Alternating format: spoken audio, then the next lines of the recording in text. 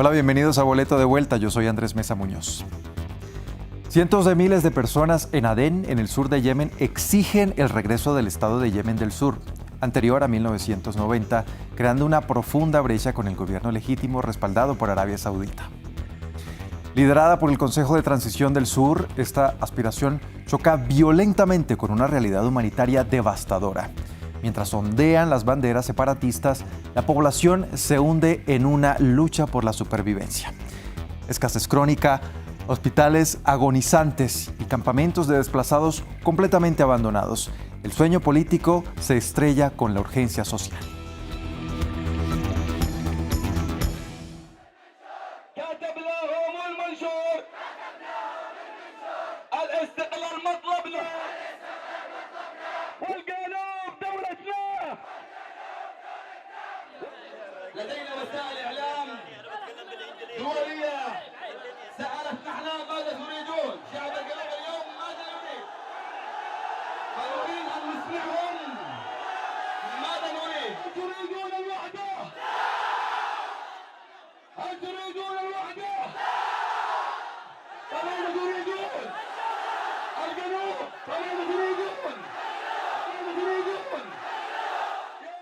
En esta plaza de Adén, cientos de miles de yemeníes se han reunido para gritar al unísono. En las calles, las banderas que se alzan no son las de Yemen, sino las del STC, el Consejo de Transición del Sur. Desde su creación en 2017, bajo la tutela de los Emiratos Árabes Unidos, el STC había sido un aliado fiel del gobierno legítimo, respaldado por Arabia Saudita. Su objetivo común: combatir a los hutíes en el norte del país. Pero desde mediados de diciembre, esa alianza se fracturó. El STC lanzó ofensivas para tomar zonas petroleras en el este. Una expansión inaceptable para Riad, que respondió con ataques selectivos y desplegó tropas para controlar Adén. Ahora los retenes de ambos bandos conviven dentro de la ciudad. En algunos puntos, solo unos cientos de metros los separan. El panorama es confuso, pero las demandas de la gente parecen muy claras. El pueblo del sur debe recuperar su estado, recuperar sus recursos marítimos y su petróleo. Se acabó. No queremos más a los saudíes, no queremos a nadie. Defenderemos la causa del sur hasta el final y que todo el mundo lo vea.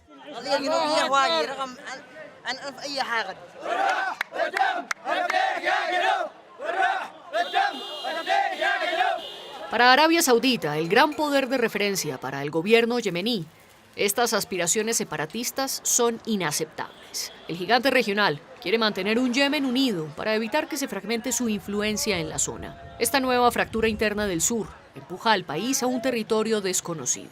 Y una vez más, los civiles deben ser quienes paguen el precio. Desde que comenzó la guerra contra los hutíes en 2015, Yemen se ha hundido en una crisis económica devastadora. El país sufre escasez de bienes esenciales como electricidad, combustible y gas doméstico. Yo llevo 2 días aquí. Hay gente que espera 4 o 5 días por este problema del gas. Perdemos muchísimo dinero porque estamos detenidos. Estos buses no son nuestros, los alquilamos y los dueños exigen su pago. Es injusto que nos hagan pasar por esto. Estoy aquí desde ayer a las 4 de la tarde y hasta ahora no puedo volver a mi casa. Con esta crisis perdemos más dinero del que ganamos. Terminamos pidiendo prestado solo para poder llenar el tanque. Vamos a terminar mendigando para poder mover el bus. Cada día salimos perdiendo. Golpeada por estas penurias, solo un tercio de la población activa tiene trabajo en Yemen. Los servicios públicos, como escuelas y hospitales, están agonizando después de más de 10 años de guerra y ante la ausencia de un Estado capaz de sostenerlos. En Adén, el hospital público Al-Sadaka es el más importante de la región para la atención de madres y niños enfermos. La doctora Maha Abdelhabah, con 35 años de experiencia, atiende a niños con desnutrición. Esta es la sala de los más pequeños, los bebés.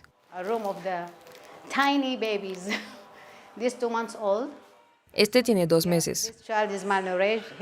Llegó por una bronconeumonía y una gastroenteritis. Su hermano murió hace 2 días.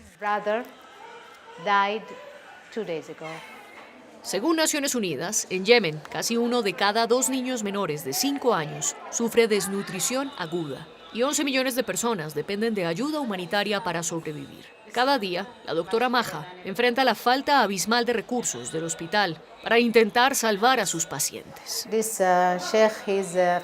Este pequeño tiene 15 meses. Lamentablemente sufre diarrea crónica y no hemos podido descubrir la causa.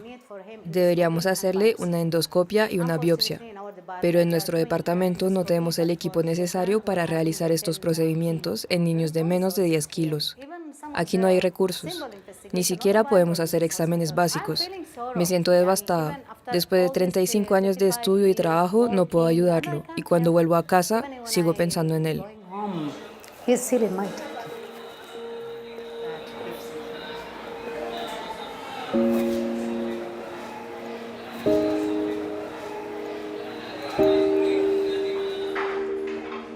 Como la mayoría de los funcionarios públicos, Maja trabaja meses enteros sin recibir salario.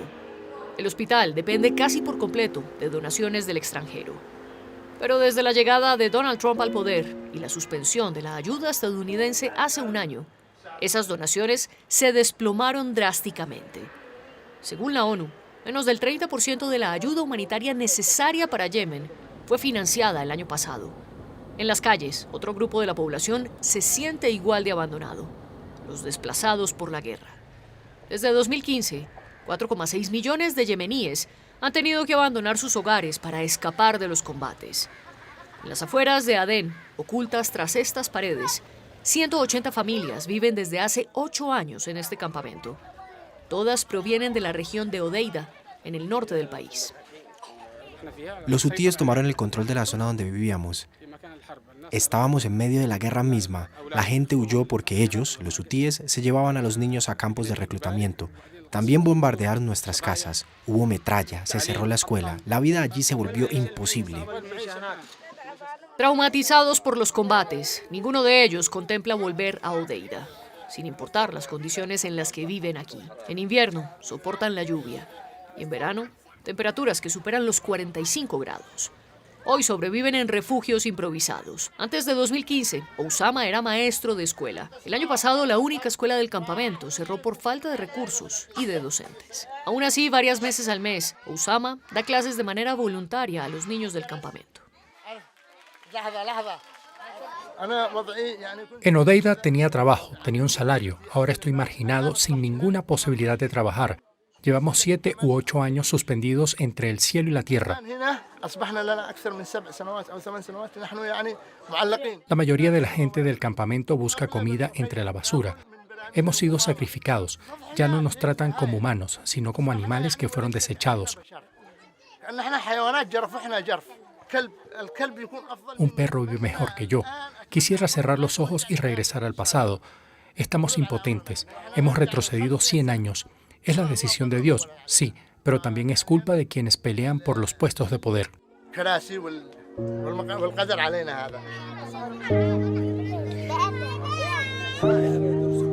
En algunos campamentos, la ayuda humanitaria y financiera llega a cuentagotas, dependiendo de la organización que los gestione. En el sur de Yemen, la mayoría de la población no ve mejoras en su vida diaria, sin importar las promesas ni los cambios de actores políticos. En el barrio Al-Muala, este centro fundado en 2019 realiza investigaciones y publicaciones sobre el sur del país. Según su director, no todos los sureños apoyan al STC. Sin embargo, la inmensa mayoría coincide en algo: un Yemen unificado ya no es una opción viable.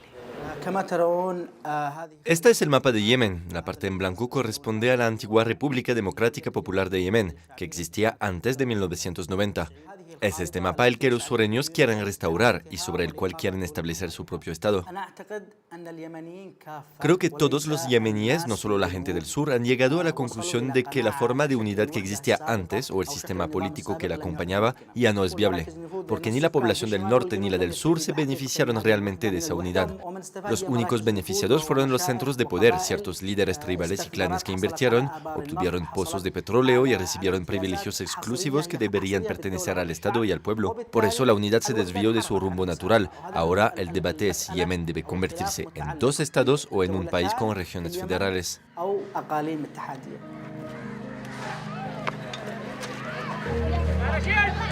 Yemen teme quedar sumido en el olvido, justo cuando una nueva etapa de inseguridad se abre para el país.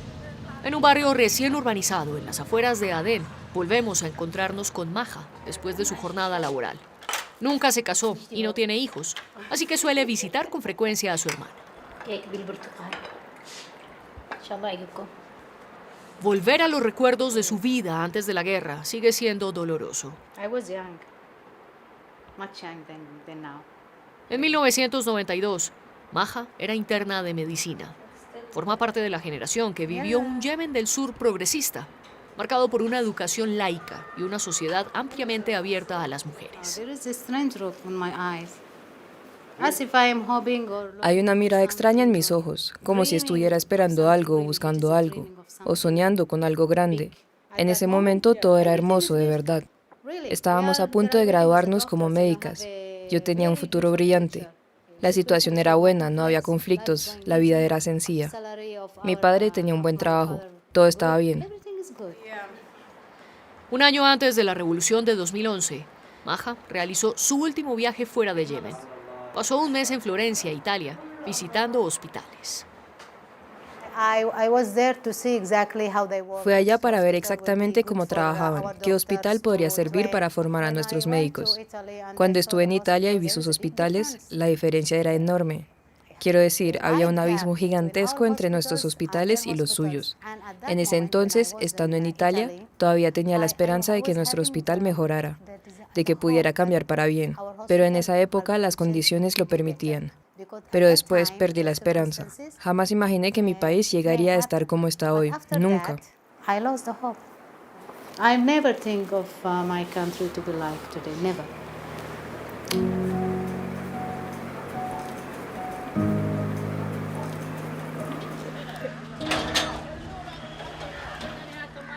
En las calles de Adén, las heridas de la guerra siguen abiertas.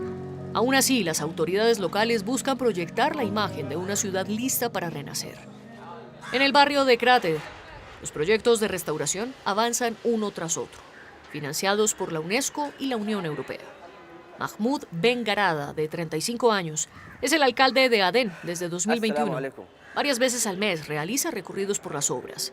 Hoy nos muestra la restauración de una iglesia histórica.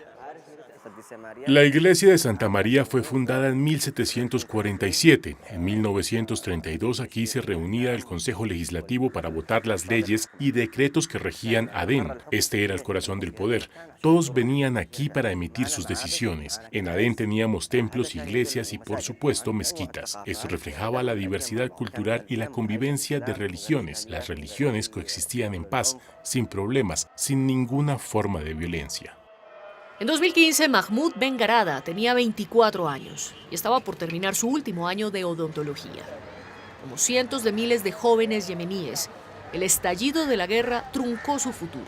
Tomó las armas contra los hutíes antes de cambiar de rumbo por completo. Para cualquier joven preocupado por su familia, su región, su religión, su honor, si alguien viene a invadirte ideológicamente, a intentar cambiar tu religión o tu identidad, lo natural es resistir. Y yo fui uno de ellos, hasta el final de la guerra en 2015. Después dejamos las armas y nos enfocamos en construir. Destruir es fácil. Lo difícil es siempre el momento de tomar conciencia y empezar a reconstruir. La tarea de devolverle a Adén una vida normal es monumental. A día de hoy, casi no existen espacios culturales o de entretenimiento. Muchos fueron destruidos o abandonados. Para la mayoría de los yemeníes, la costa sigue siendo el único escape posible. Para despejar su mente, Maja encontró dos remedios infalibles: el mar y el tejido. Paso mucho tiempo deshaciendo nudos. Normalmente eso cansa o fastidia a la gente, pero a mí me encanta. No quiero decir como todos, amo a mi país, así, sin más. Pero Yemen tiene un encanto especial, de verdad. A pesar de todo lo que ha pasado, de los problemas, las tensiones y las carencias, siempre hay algo que te ata a esta tierra. Cuando surgen los problemas es como una tormenta. Luego todo vuelve a la normalidad. Aquí hay personas con las que puedes sentirte segura, con las que puedes convivir. Para los yemeníes, cada día de calma es apenas una tregua frágil, un respiro antes de que las fracturas políticas vuelvan, una vez más, a desgarrar su vida cotidiana. Hasta aquí este capítulo de Boleto de Vuelta. Gracias por acompañarnos. Los invitamos a que continúen con toda nuestra programación. Ellos observan, alertan, testifican, filman, fotografían. Son la voz de los que no la tienen. Son sus ojos alrededor del mundo. Los Observadores, una red de 5.000 ciudadanos comprometidos junto con France 24. Imágenes y testimonios de aficionados verificados por nuestros periodistas, transmitidos cada semana. Acompáñenme en Los Observadores por France 24 y france24.com.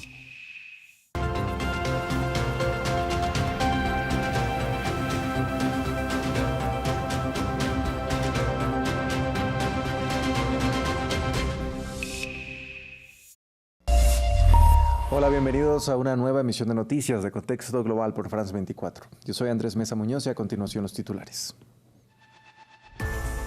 Las llamas iluminaron el cielo nocturno en el sur de Teherán tras los ataques estadounidenses e israelíes contra un depósito de petróleo. Es el primer ataque registrado contra la infraestructura petrolera de Irán desde que comenzó el conflicto hace una semana. Justamente cuando entramos en la segunda semana de guerra, Donald Trump mantiene las amenazas contra Irán. El republicano aseguró que Estados Unidos ya no busca negociar con Teherán y agregó que no hay indicaciones de que Rusia esté compartiendo datos de inteligencia con la República Islámica. Colombia se alista para ir a las urnas. Este domingo 8 de marzo, 41 millones de personas están llamadas a votar en las elecciones legislativas y las consultas interpartidistas. En este contexto, el clientelismo en regiones periféricas con graves situaciones humanitarias se vuelve un riesgo electoral. Tenemos informe.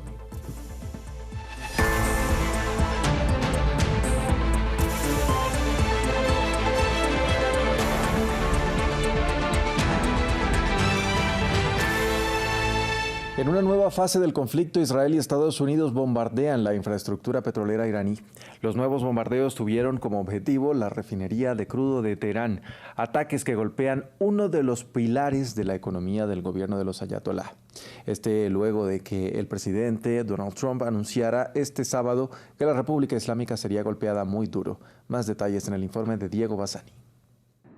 Tras atacar las instituciones políticas y militares, Israel y Estados Unidos arremeten contra la economía de Irán. Las tropas de los gobiernos Trump y Netanyahu llevaron a cabo operaciones aéreas contra depósitos de crudo ubicados en la refinería de la capital de la República Islámica, uno de los primeros embates contra la infraestructura de hidrocarburos de la administración de los ayatolás, que se da luego de que este sábado la Casa Blanca anunciara que Irán sería golpeado muy duro, una posición respaldada por el premier israelí. Me gustaría agradecerle a Estados Unidos de todo corazón su apoyo y les informo que continuamos con todas nuestras fuerzas. En la guerra se gana con iniciativa e ingenio, pero el primer elemento del éxito es la determinación. En contraposición, la Guardia Revolucionaria aseguró que lanzó misiles balísticos contra la refinería petrolera de Haifa en Israel. Durante esta semana de enfrentamientos, las tropas de la República Islámica han atacado campos de extracción de crudo y refinerías en países como Irak, Arabia Saudita y Qatar. Según cifras de la OPEP, Irán produce alrededor de 3,3 millones de barriles de petróleo al día. Es así como una parte del crudo es refinado en 9 instalaciones especializadas ubicadas en diferentes puntos del país, mientras que otra es exportada hacia el extranjero por medio del estrecho de Hormuz. Durante los últimos años, el principal comprador de petróleo iraní fueron empresas provenientes de China. De este modo, según cifras del Banco Mundial, en 2021 el sector petrolero representó el 18,3% del Producto Interno Bruto del país de mayoría persa, por lo que los ataques contra los depósitos en la capital implican duros golpes para las ya tambaleantes finanzas de los ayatolás. Entre tanto, las Fuerzas Armadas de Irán lanzaron nuevamente misiles balísticos y drones contra varios países de mayoría árabe en Medio Oriente. Las autoridades de Kuwait denunciaron ataques contra el aeropuerto internacional de su capital, mientras que los gobiernos de Bahrein, Qatar, Arabia Saudita y Jordania reportaron que sus sistemas de defensa recibieron proyectiles lanzados contra sus principales centros urbanos. Por su parte, Irak aseguró que las tropas de Teherán intentaron golpear infraestructuras en la ciudad de Erbil, la embajada estadounidense en Bagdad y edificios pertenecientes a la ONU en el este del país.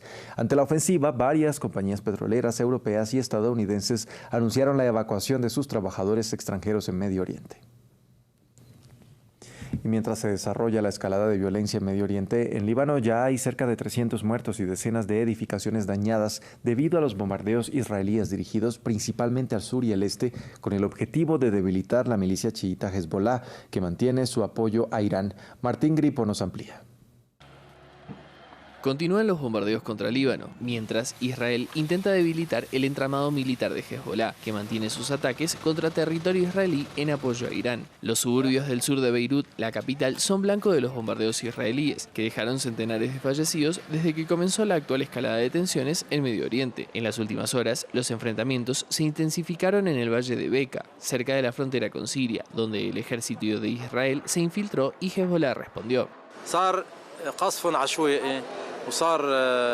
Los bombardeos se volvieron indiscriminados e intensos, causando una destrucción masiva. Decenas de lugares como este fueron destruidos, edificios residenciales y no residenciales. Para salvar a sus soldados y comandos hicieron esto. Lo que costó mucho en infraestructura ahora es destrucción y se derramó sangre. La sangre de nuestros hijos es más valiosa que cualquier cosa. Israel fue contundente contra Líbano. Desde el Ministerio de Defensa de Israel pidieron al gobierno libanés que desarme Hezbollah o pagarán un precio muy caro.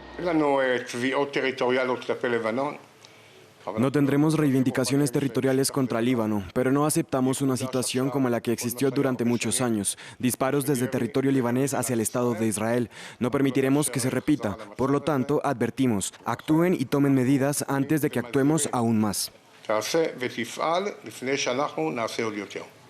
Israel informó que está atacando zonas como el sur o el este de Líbano e infraestructuras que son controladas por Hezbollah. Sin embargo, los operativos del viernes por la noche se enfocaron en intentar dar con Ron Arad, un aeronavegante desaparecido hace 40 años, cuando aterrizó en paracaídas en Líbano y fue capturado, luego de que su avión se estrelló en un enfrentamiento con presuntos militares palestinos.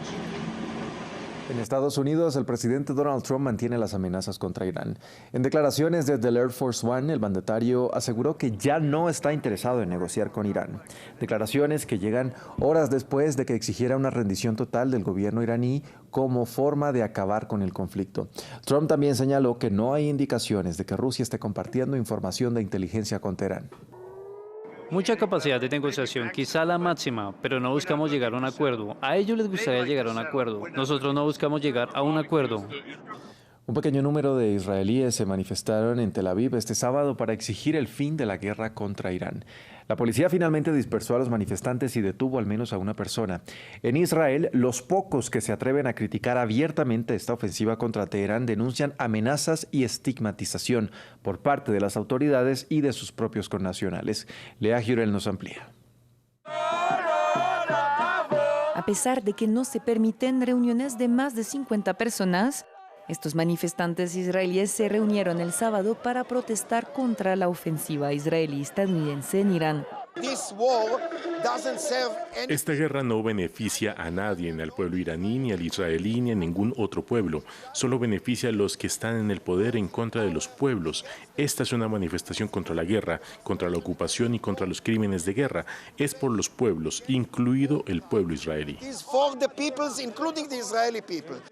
Sin embargo, los israelíes antiguerra son una minoría. Según una encuesta del Instituto para la Democracia de Israel, el 81% de la población apoya la actual campaña bélica contra Teherán.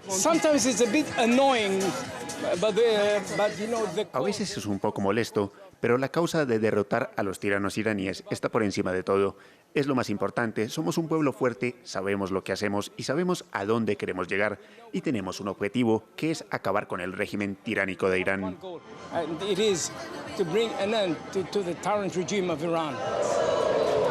Una semana después del inicio de la ofensiva israelí estadounidense contra Irán, Los habitantes de Tel Aviv viven al ritmo de las alertas diarias y los lanzamientos de misiles iraníes, una situación que, según los sondeos, beneficia al primer ministro israelí Benjamin Netanyahu, con el 74% de los judíos israelíes que confían en su capacidad para gestionar esta guerra.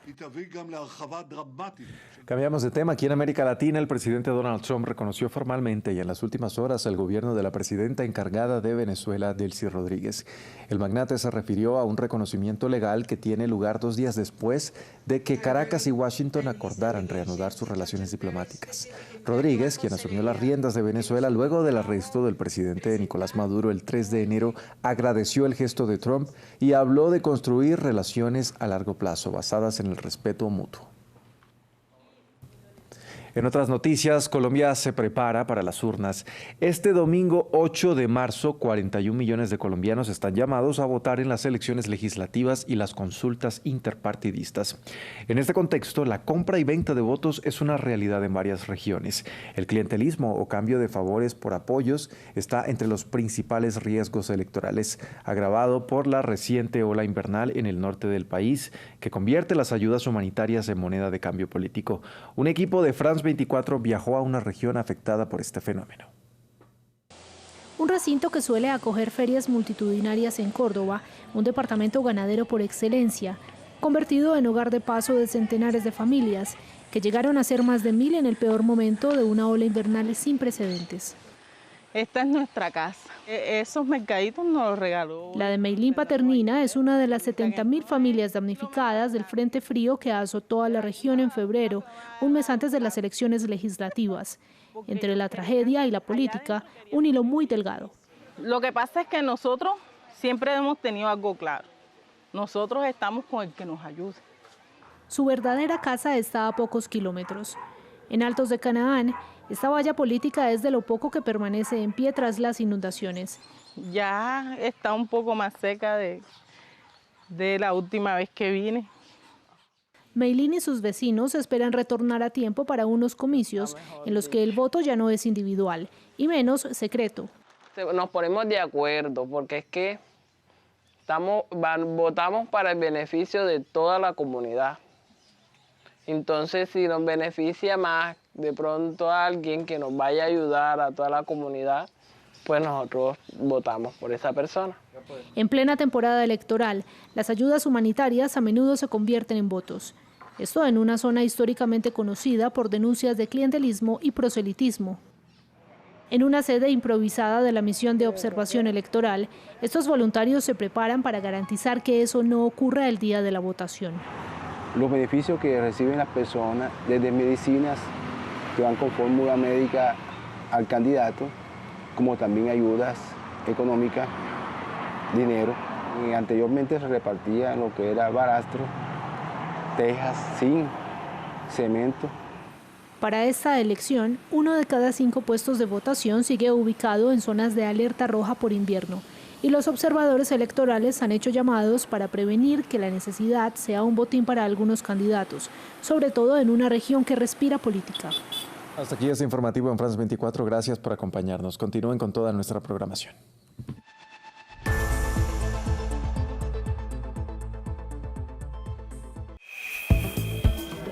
En un instante, deportes.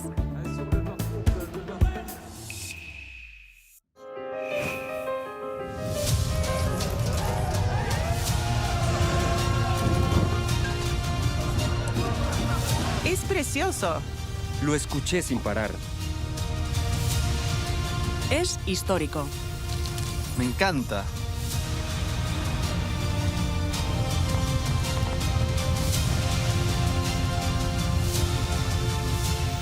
La cultura resuena todos los días en France 24.